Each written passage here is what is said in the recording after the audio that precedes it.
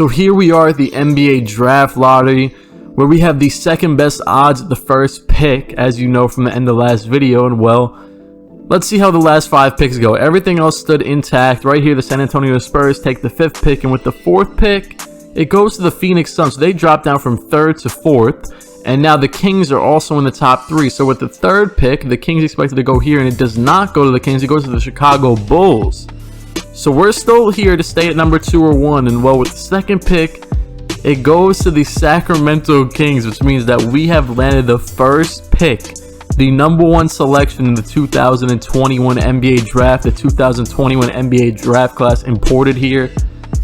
This changes a lot. Now, just like that, we're expected to be, in the top running for the championship this year, but we get bounced first round, go into the offseason, and just because of a Dallas Mavericks pick, we were able to land the first pick. Shout out Kristaps Porzingis for giving us this pick. So on to the players that I don't really know, but I'm going to act like I do because I saw their attributes. Jalen Green, he's the number 1 guy in this draft. He is a shooting guard. Makur Maker, brother of Thon Maker, who hopefully will actually pan out in the league. And well, he's a pretty solid, long, athletic, versatile type of center. Evan Mobley, solid guy who can basically do everything. He's not the greatest defensive guy. Kind of reminds me like a Karl Anthony Towns. And then Zaire Wade. Now, he's not actually like the 4th rated guy in this draft, but we all know who he is. Zaire Wade, son of D Wade, so I wanted to include him there. But I think Maker and Mobley probably have the highest upside for us when it comes to the big man position.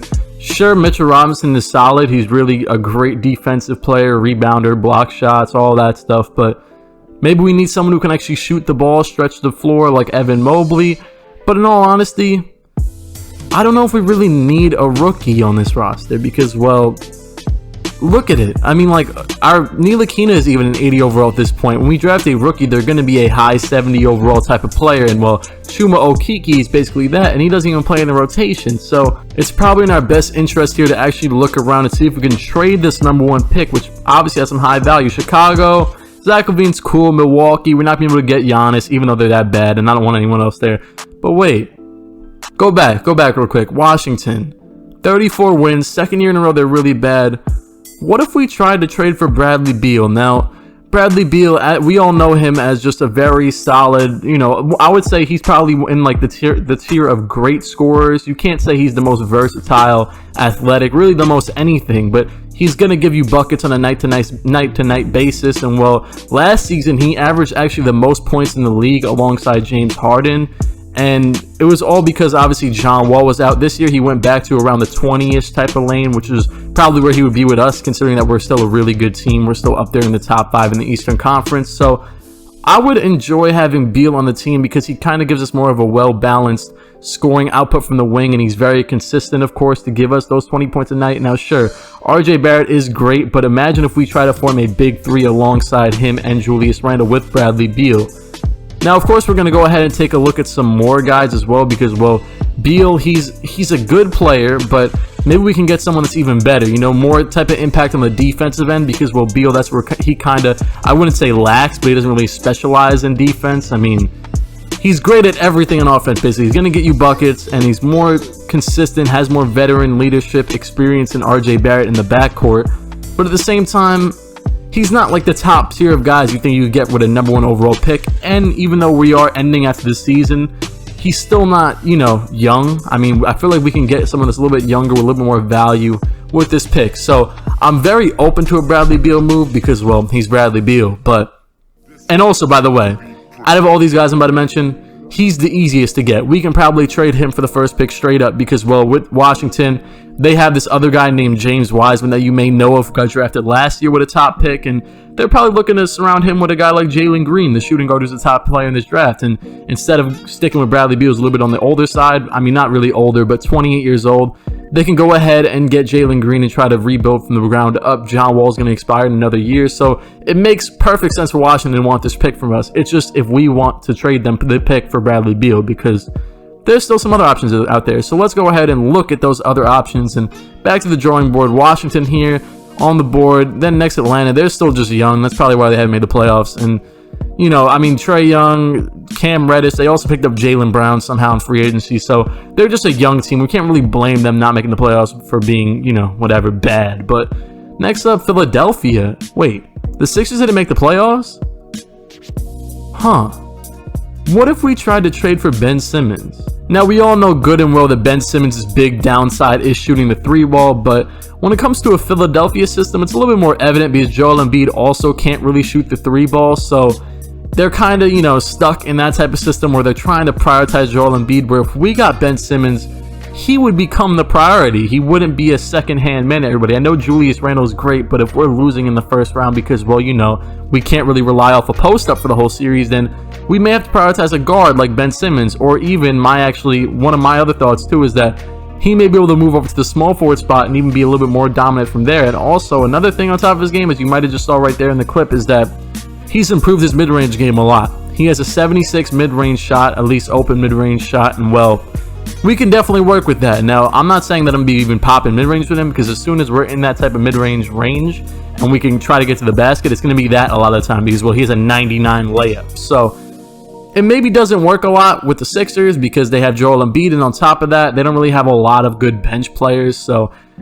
we can surround this guy with a lineup that works with him. We can put Julius Randle even at the 5 and him at the 4 if we need, and let him run the offense from even a big man slot because he's just that good at everything. Like, literally, this guy is so good at everything except for shooting. And then on top of that, he's also would be the best defender on our team too. So I think personally, even over this next guy I'm about to mention, that you guys may or may not like more, this is my personal favorite option, and I think it would be pretty simple to get him. We would maybe be able to just throw in that first pick and probably maybe Damian Dotson and maybe another asset or another pick or a second round pick or something like that. Well, believe me, I know that we can get him actually for less on the trade finder. I could probably just do it straight up, but it's 2K. We don't want to take advantage of it. And I even put the difficulty up and they still are giving me stupid trades. So Ben Simmons, one of my favorite options.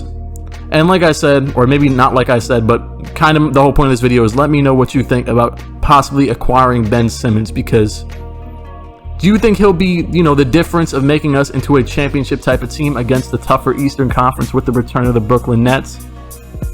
And also, it could possibly improve the Philadelphia 76ers and allow them to prioritize Joel Embiid fully, and then maybe we give them Damian Dotson, another better shooter on the wing.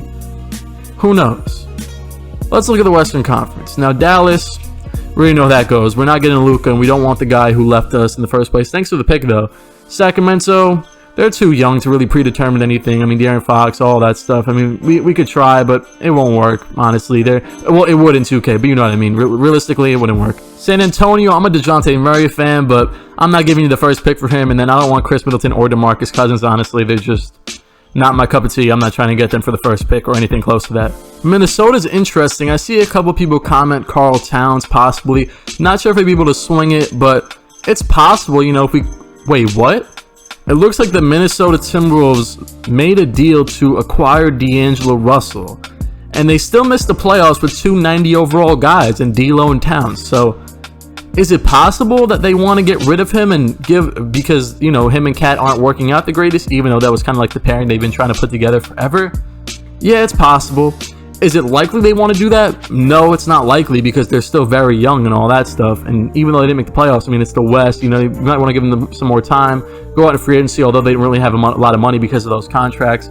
Try and, get some other guys to fill some holes, whatever. But it is possible because, well, we have the first pick. And if we throw in some more stuff, I will say that I would throw them more than I would throw anybody else on this list because, well, they kind of have a solidified young duo with him in town, so we would have to throw them some sort of unbeatable offer. Now, it's pretty easy to do that with the first pick, but rather than the transaction itself, let's talk about D'Angelo Russell for a second himself, the player, because D'Angelo Russell is a very different player than Ben Simmons and Bradley Beal because he brings a lot more facilitating than Beal and still brings the same type of scoring touch. And then in terms of Simmons, he does the same. Obviously, he brings the scoring touch a little bit more and also brings a much better shooting.